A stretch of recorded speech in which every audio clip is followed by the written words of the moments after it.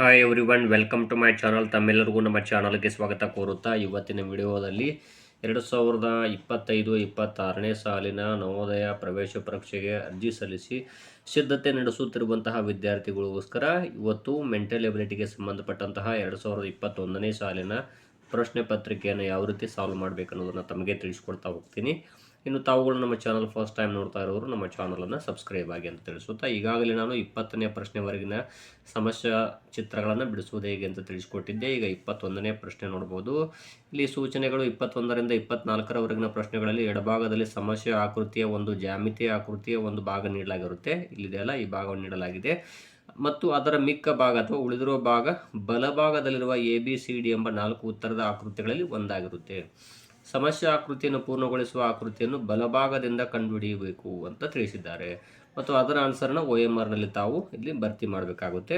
ಹಾಗಾದರೆ ಇಲ್ಲಿ ನೋಡ್ಬೋದು, ಇಲ್ಲಿ ಕೊಟ್ಟಿರುವಂಥ ಸಮಸ್ಯೆ ಚಿತ್ರ ಇದೆಯಲ್ಲ, ಇದನ್ನು ತಾವು ಮೊದಲು ಸಂಪೂರ್ಣವಾಗಿ ಈ ರೀತಿ ನೀಟಾಗಿ ಇಲ್ಲಿ ಮೊದಲು ಕ್ಲೀನಾಗಿ ಭರ್ತಿ ಮಾಡ್ಕೋಬೇಕು ಫಸ್ಟ್ ಇದನ್ನು. ಅಂದರೆ ತಮಗೆ ಇಲ್ಲಿ ಆನ್ಸರ್ ಸಿಗ್ತದೆ. ಸ್ವಲ್ಪ ನಾನು ನಿಮಗೆ ಫೇರ್ ಆಗಿ ತಿಳಿಸ್ಕೊಡ್ತಾ ಹೋಗ್ತೀನಿ. ನೋಡ್ಬೋದು ಈ ರೀತಿಯಾಗಿರುವಂಥ ಒಂದು ಸಮಸ್ಯೆ ಚಿತ್ರ ಯಾವುದಿದೆ ಅಂತ ನೋಡ್ತಾ ಹೋಗಿ. ಇಲ್ಲಿ ABC ಇಲ್ಲ, ಇಲ್ಲಿ ನೋಡ್ಬೋದು 4 ಆಪ್ಷನ್ಸ್ಗಳಲ್ಲಿ ಯಾವುದು ಸರಿ ಇದೆ ಅಂತ ತಾವು ಕೂಡ ಇಲ್ಲಿ ಅರ್ಥ ಮಾಡ್ಕೊಳ್ಬೋದು.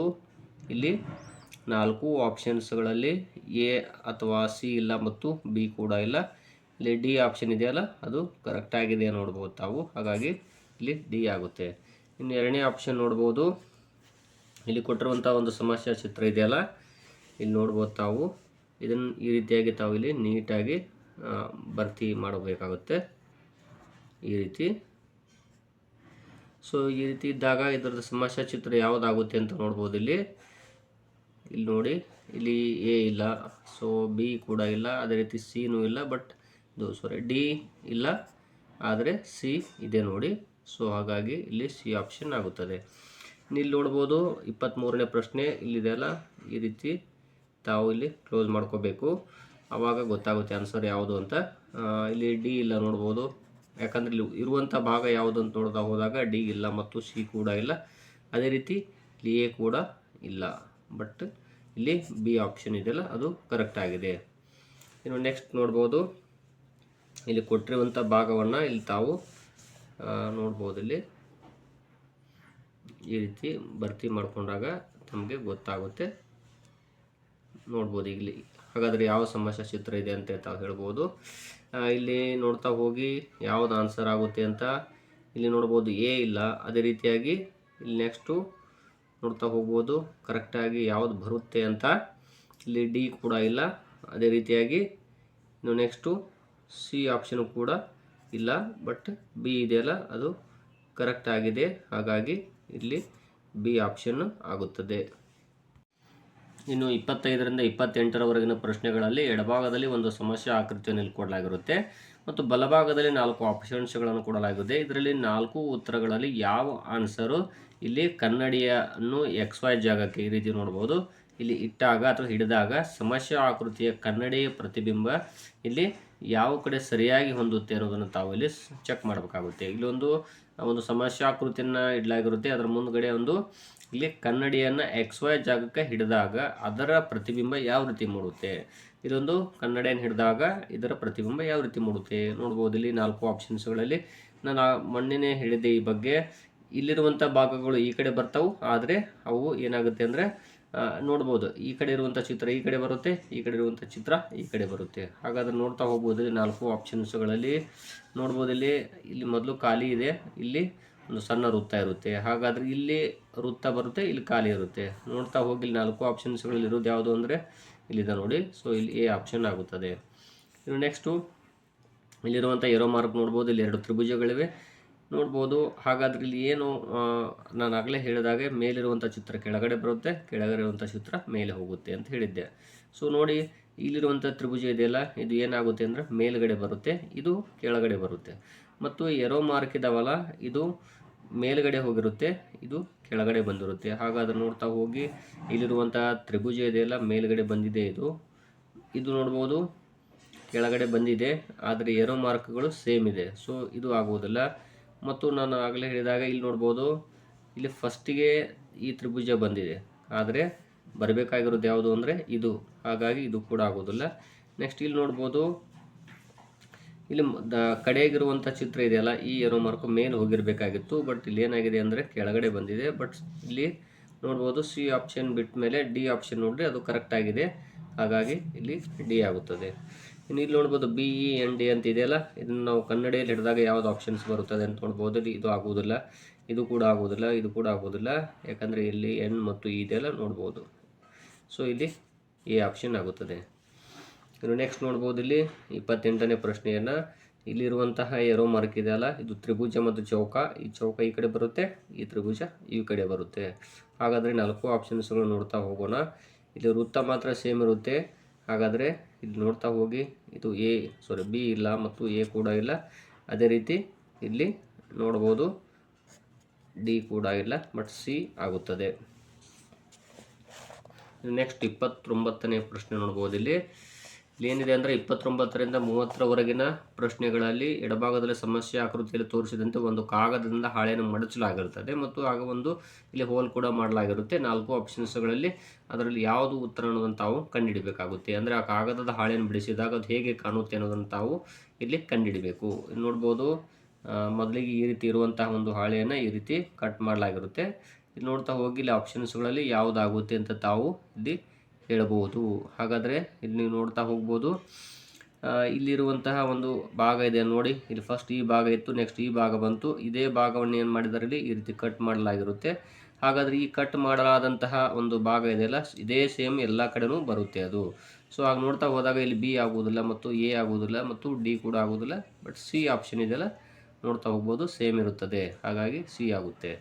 ಇನ್ನು ನೆಕ್ಸ್ಟ್ ಇಲ್ಲಿ ನೋಡ್ಬೋದು, ಇಲ್ಲಿ ಮೊದಲು 2 ಭಾಗ ಇತ್ತು, ಇಲ್ಲಿ ನೆಕ್ಸ್ಟ್ ಈ ಭಾಗವನ್ನು ಇಲ್ಲೊಂದು ಭಾಗ ಮಾಡಿದ್ದಾರೆ. ನೋಡ್ಬೋದು ಇದೇ ರೀತಿಯಾಗಿರುವಂತಹ ಭಾಗ ಎಲ್ಲ ಕಡೆನೂ ಬರುತ್ತೆ. ಹಾಗಾದರೆ ನೋಡ್ತಾ ಹೋಗ್ಬೋದು ತಾವು ಇಲ್ಲಿ 4 ಆಪ್ಷನ್ಸ್ಗಳಲ್ಲಿ ಯಾವುದು ಬರುತ್ತೆ ಅಂತ. ಇಲ್ಲಿ ನೋಡ್ಬೋದು ಇಲ್ಲಿ ಎ ಇಲ್ಲ, ಬಿ ಕೂಡ ಇಲ್ಲ, ಅದೇ ರೀತಿ ಇಲ್ಲಿ ಡಿ ಆಪ್ಷನ್ ಇಲ್ಲ, ಬಟ್ ಸಿ ಆಗುತ್ತದೆ. ಯಾಕಂದರೆ ಅವರು ಇಲ್ಲಿ ಮಡಚಿರೋ ಭಾಗಗಳಲ್ಲಿ ಹೋಲ್ ಮಾಡಲಾಗಿರುತ್ತೆ ಅಂತ ಹೇಳಿದ್ದಾರೆ, ಹಾಗಾಗಿ ಇಲ್ಲಿ ಸಿ ಆಪ್ಷನ್ ಆಗುತ್ತದೆ. ನೆಕ್ಸ್ಟ್ ಇಲ್ಲಿ ನೋಡ್ಬೋದು 31ನೇ ಪ್ರಶ್ನೆ, 2 ಭಾಗ ಇತ್ತು, ಇಲ್ಲಿ ನೆಕ್ಸ್ಟ್ ಇಲ್ಲೊಂದು ಭಾಗ ಇಲ್ಲಿ ಮಡಸಲಾಗಿರುತ್ತದೆ, ನೆಕ್ಸ್ಟ್ ಇಲ್ಲೊಂದು ಭಾಗವನ್ನು ಮಡಸಲಾಗಿದೆ. ಹಾಗಾದರೆ ಇಲ್ಲಿ ಆಪ್ಷನ್ಸ್ಗಳು ನೋಡ್ತಾ ಹೋಗ್ಬೋದು, ಇಲ್ಲಿ ಯಾವುದು ಬರುತ್ತೆ ಅಂತ. 4 ಆಪ್ಷನ್ಸ್ಗಳಲ್ಲಿ ಇಲ್ಲಿ ಡಿ ಮತ್ತು ಸಿ ಮತ್ತು ಬಿ ಆಗೋದಿಲ್ಲ, ಎ ಆಗುತ್ತದೆ. ನೆಕ್ಸ್ಟ್ ಪ್ರಶ್ನೆ ನೋಡ್ಬೋದು, ಇಲ್ಲಿ 32ನೇ ಪ್ರಶ್ನೆ, ಇಲ್ಲಿ 2 ಭಾಗ ಇತ್ತು, ಇಲ್ಲಿ ಒಂದು ಭಾಗ, ನೆಕ್ಸ್ಟ್ ಇಲ್ಲಿ 3 ಹೋಲ್ಗಳನ್ನು ಮಾಡಲಾಗಿತ್ತು. ಹಾಗಾದರೆ ಇಲ್ಲಿ ನೋಡ್ಬೋದು, ಇಲ್ಲಿ 3 ಹೋಲ್ ಇದೆ ಅಂದರೆ ಸುತ್ತಲೂ ಕೂಡ 3 ಬರ್ತದೆ. ಹಾಗಾದರೆ ಯಾವುದದು, ಇಲ್ಲಿ ಎ ಇಲ್ಲ ಮತ್ತು ಸಿ ಇಲ್ಲ, ಡಿ ಇಲ್ಲ, ಬಟ್ ಬಿ ಇದೆಯಲ್ಲ ಸೇಮ್ ಇದೆ ನೋಡಿ. ಯಾಕಂದರೆ ಒಂದು ಪೂರ್ಣ ಭಾಗವನ್ನು ಓಪನ್ ಮಾಡಿದಾಗ ಸುತ್ತಲೂ ಇಲ್ಲಿ ಒಂದೊಂದು ಭಾಗದಲ್ಲಿ 3 ಹೋಲ್ಗಳು ಬರ್ತದೆ. ಸೊ ಹಾಗಾಗಿ 32ನೇ ಪ್ರಶ್ನೆ ಬಿ ಆಗುತ್ತದೆ. ಇನ್ನು ಭಾಗ 9ರಲ್ಲಿ ನೋಡ್ಬೋದು, ಇಲ್ಲಿ ಪ್ರಶ್ನೆ 33ರಿಂದ 36ರವರೆಗೆ ಎಡಬದಿಗೆ ಕೊಟ್ಟ ಪ್ರಶ್ನೆ ರೂಪದ ಆಕೃತಿಯನ್ನು ಬಲಭಾಗದಲ್ಲಿ ಕೊಟ್ಟಿರುವಂಥ 4 ಆಪ್ಷನ್ಸ್ಗಳಲ್ಲಿ 4 ಉತ್ತರ ರೂಪದ ಆಕೃತಿಗಳನ್ನು ಗಮನಿಸಬೇಕು ಮತ್ತು ಪ್ರಶ್ನೆ ರೂಪದಲ್ಲಿರುವಂತಹ ಈ ಏನು ಕಟ್ ಮಾಡಲಾಗಿರುವಂತಹ ಎಲ್ಲ ಸಂಪೂರ್ಣ ತುಂಡುಗಳಿಂದ ಒಂದು ಉತ್ತರ ರೂಪದ ಆಕೃತಿ ನಿರ್ಮಾಣ ಆಗುತ್ತೆ. ಹಾಗಾದರೆ ಇವುಗಳನ್ನು ಜೋಡಿಸಿ ಒಂದು ಚಿತ್ರವನ್ನು ಇಲ್ಲಿ ನೋಡಬೇಕಾಗುತ್ತೆ ತಾವು. ಅದು ಶುದ್ಧವಾದಂತಹ ಸ್ಪಷ್ಟವಾದಂತಹ ಚಿತ್ರವಾಗಿರಬೇಕು. ಇಲ್ಲಿ ನೋಡೋಣ, ಇಲ್ಲಿ 4 ಆಪ್ಷನ್ಸ್ಗಳನ್ನು ಇವೇ ಭಾಗಗಳು ಇಲ್ಲಿ ಬರಬೇಕಾಗುತ್ತೆ. ನೋಡ್ಬೋದು ಇಲ್ಲಿ ಈ ರೀತಿ ಇರುವಂಥ ಸಣ್ಣ ಸಣ್ಣ ತ್ರಿಭುಜಗಳು ಯಾವ ಕಡೆ ಬಂದಿದೆ ನೋಡ್ತಾ ಹೋಗ್ಬೋದು. ಇಲ್ಲಿ ನೋಡ್ಬೋದು 1, 2 ಬಂದಿದೆ, ಆದರೆ ಈ ರೀತಿ ಇರುವಂಥ ಭಾಗ ಇದೆಯಲ್ಲ ಇದು ಬಂದಿಲ್ಲ. ಸೊ ಹಾಗಾಗಿ ಇಲ್ಲಿ ಬಿ ಆಪ್ಷನ್ ಇಲ್ಲ ಮತ್ತು ಡಿ ಇಲ್ಲ, ಸಿ ಕೂಡ ಇಲ್ಲ, ಬಟ್ ಎ ಇದೆಯಲ್ಲ ಇಲ್ಲಿ ಬಂದಿದೆ, ಹಾಗಾಗಿ ಇಲ್ಲಿ ಎ ಆಪ್ಷನ್ ಆಗುತ್ತದೆ. ಇನ್ನು ನೆಕ್ಸ್ಟ್ ನೋಡ್ಬೋದು 34ನೇ ಪ್ರಶ್ನೆ. ಇಲ್ಲಿ ನೋಡ್ಬೋದು ಈ 3 ಭಾಗಗಳಿಂದ ಇದನ್ನು ತಾವು ನೇರವಾಗಿ ಹೇಳಿಬಿಡ್ಬೋದು, ಯಾಕಂದರೆ ಗೊತ್ತಾಗ್ಬಿಡ್ತೈತೆ ನಿಮಗೆ. ಹಾಗಾಗಿ ಇಲ್ಲಿ ನೋಡಿದರೆ ಇಲ್ಲಿ ಎ ಆಪ್ಷನ್ನೇ ಆಗುತ್ತದೆ. ಸೊ ಬಿ ಸಿ ಡಿಗಳು ಆಗುವುದಿಲ್ಲ. ನೆಕ್ಸ್ಟ್ ಪ್ರಶ್ನೆ ನೋಡ್ಬೋದು, ಇವುಗಳಿಂದ ಇದನ್ನು ಕೂಡ ತಾವು ಡೈರೆಕ್ಟಾಗಿ ಹೇಳ್ಬೋದು, ಯಾಕಂದರೆ ಸಿಂಪಲ್ ಆಗಿರುವಂತಹ ಆನ್ಸರ್ ಇದೆ. ಯಾಕಂದರೆ ಇವೆಲ್ಲ ಭಾಗಗಳನ್ನು ಜೋಡಿಸಿದಾಗ ಇಲ್ಲಿ ಎ ಆಪ್ಷನ್ ಇದೆಯಲ್ಲ ಅದು ಆಗುತ್ತದೆ. ಸೊ ಇಲ್ಲಿ ಬಿ ಮತ್ತು ಸಿ ಮತ್ತು ಡಿ ಆಪ್ಷನ್ಸ್ಗಳು ಆಗುವುದಿಲ್ಲ. ಇನ್ನು ಇದು ನೋಡ್ಬೋದು, ಈ ಭಾಗಗಳನ್ನು ನಾವು ಜೋಡಿಸಿದಾಗ ಯಾವ ಆಪ್ಷನ್ ಬರ್ತದೆ ಅಂತ. ಇಲ್ಲಿ ನೋಡಿ 1, 2, 3 ಇವೇ ಭಾಗಗಳಿರಬೇಕು ಇಲ್ಲಿ. ಸೊ ಇಲ್ಲಿದೆಯಲ್ಲ ಇಲ್ಲಿ ಬೇರೆ ಬೇರೆ ಭಾಗಗಳು ಬಂದಿದ್ದಾವೆ, ಸೊ ಇದು ಆಗೋದಿಲ್ಲ. ಅದೇ ರೀತಿ ಇಲ್ಲಿ ಸಿ ಆಪ್ಷನ್ ನೋಡ್ಬೋದು, ಇದು ಕೂಡ ಆಗೋದಿಲ್ಲ ಮತ್ತು ಡಿನೂ ಆಗೋದಿಲ್ಲ, ಬಟ್ ಬಿ ಆಪ್ಷನ್ ಆಗುತ್ತೆ. ನೋಡ್ಬೋದು ಈ ಒಳಗಿನ ಭಾಗ ಇಲ್ಲಿದೆ, ಮತ್ತು ಈ ಭಾಗ ಮತ್ತು ಈ ಭಾಗ ಎರಡೂ ಭಾಗಗಳು ಇಲ್ಲಿ ಬಂದಿವೆ. ಹಾಗಾಗಿ ಇಲ್ಲಿ ಬಿ ಆಪ್ಷನ್ ಆಗುತ್ತದೆ. ನೆಕ್ಸ್ಟ್ ಪ್ರಶ್ನೆ ನೋಡೋಣ. ಭಾಗ 10ರಲ್ಲಿ ಇಲ್ಲಿ ನೋಡ್ಬೋದು 37ರಿಂದ 40ರವರೆಗಿನ ಪ್ರಶ್ನೆಗಳಲ್ಲಿ ಎಡಭಾಗದಲ್ಲಿ ಒಂದು ಸಮಸ್ಯೆ ಆಕೃತಿಯನ್ನು ಮತ್ತು ಬಲಭಾಗದಲ್ಲಿ 4 ಆಪ್ಷನ್ಸ್ಗಳನ್ನು ಕೊಡಲಾಗಿರುತ್ತೆ ಮತ್ತು 4 ಉತ್ತರದ ಆಕೃತಿಗಳನ್ನು ನೀಡಲಾಗಿದ್ದು ಸಮಸ್ಯೆ ಆಕೃತಿಯಲ್ಲಿ ಅಡಗಿರುವ ಉತ್ತರದ ಆಕೃತಿಯನ್ನು ಆರಿಸಬೇಕು. ನಿಮ್ಮ ಉತ್ತರವನ್ನು ಸೂಚಿಸಲು ಇಲ್ಲಿ OMRನಲ್ಲಿ ಕೂಡ ಹಾಕಬೇಕಂತ ಹೇಳಿದ್ದಾರೆ. ನೋಡಿ, ಇಲ್ಲಿ ಈ ಭಾಗ ಇದೆಲ್ಲ ಇದರೊಳಗೆ ಎಲ್ಲಿದೆ ಅಂತ ತಾವು ಇಲ್ಲಿ ಸರ್ಚನ್ನು ಮಾಡಬೇಕಾಗುತ್ತೆ. ಹಾಗಾದರೆ ಇಲ್ಲಿ ನೋಡ್ತಾ ಹೋಗ್ಬೋದು ತಾವು ಕೂಡ ಈ ರೀತಿಯಾಗಿರುವಂಥ ಭಾಗ ಇಲ್ಲಿ ನೋಡ್ಬೋದು. ಯಾವ ಆಕೃತಿಯಲ್ಲಿದೆ ಇಲ್ಲಿ ನೋಡ್ಬೋದು. ಎದಲ್ಲಿ ಇಲ್ಲ ಮತ್ತು ಇಲ್ಲಿ ಸಿ ಆಪ್ಷನ್ಸ್ಗಳಲ್ಲೂ ಕೂಡ ಇಲ್ಲ ಮತ್ತು ಡಿದಲ್ಲಿಯೂ ಇಲ್ಲ, ಬಟ್ ಇಲ್ಲಿ ಬಿ ಆಪ್ಷನಲ್ಲಿ ಇದೆ. ಹಾಗಾಗಿ ಅದು ಯಾವುದಾಯಿತು ಅಂದರೆ ಬಿ ಆಪ್ಷನ್ ಆಗುತ್ತದೆ. ನೆಕ್ಸ್ಟು 38ನೇ ಪ್ರಶ್ನೆ. ಇಲ್ಲಿರುವಂಥ ಏನೋ ಒಂದು ಸಮಸ್ಯೆ ಚಿತ್ರದಲ್ಲಿ ಯಾವ ಆಕೃತಿಯಲ್ಲಿ ಅಡಗಿದೆ ಅನ್ನೋದನ್ನು ತಾವು ಕಂಡುಹಿಡಿಯಬೇಕಾಗುತ್ತದೆ. ಹಾಗಾದರೆ ನೋಡ್ತಾ ಹೋಗೋಣ ಯಾವ ಆಕೃತಿ ಅಂತ. ಇಲ್ಲಿ ನೋಡ್ಬೋದು ಡಿ ಆಪ್ಷನ್ನಲ್ಲಿ ಕೂಡ ಈ ರೀತಿಯಾಗಿರುವಂಥ ಒಂದು ರೇಖೆ ಇಲ್ಲಿ ಬಂದಿಲ್ಲ ಮತ್ತು ಸಿ ಆಪ್ಷನ್ನಲ್ಲೂ ಕೂಡ ಇಲ್ಲ. ಅದೇ ರೀತಿಯಾಗಿ ಬಿ ಆಪ್ಷನ್ ಇಲ್ಲ, ಬಟ್ ಎ ಆಪ್ಷನ್ನಲ್ಲಿ ಬಂದಿರುತ್ತದೆ. ಹಾಗಾಗಿ ಇಲ್ಲಿ ಯಾವುದಾಗುತ್ತೆ ಅಂದರೆ ಅದು ಎ ಆಪ್ಷನ್ ಆಗುತ್ತೆ. ಇಲ್ಲಿ ನೋಡ್ಬೋದು ಇಲ್ಲಿಂದ ಈ ರೀತಿ ನೋಡಿ, ಇಲ್ಲಿ ಈ ರೀತಿ ಬಂದಿದೆ.